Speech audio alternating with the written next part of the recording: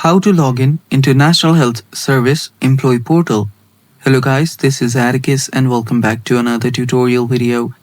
In today's video, I'll teach you guys how you can log in into National Health Service Employee Portal UK. So without any further ado, let's dive right into it. First step, simply type in National Health Service Employee Portal. After you do that, hit enter and there we go.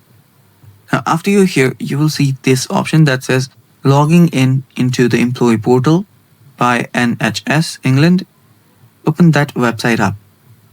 So from here, what you'll need to do is head over to this option that says list of trusted registered trusts.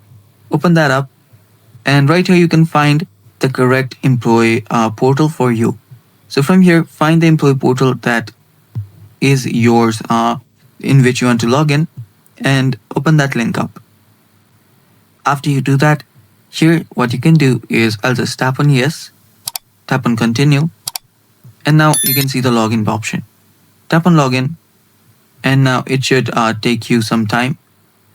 So you can use an authenticator app to scan the code, and after you scan the code, you'll be logged in into your account. And that's how you do it, and that's all for today's video. Thanks for watching guys, stay tuned for more upcoming videos, and bye bye, take care.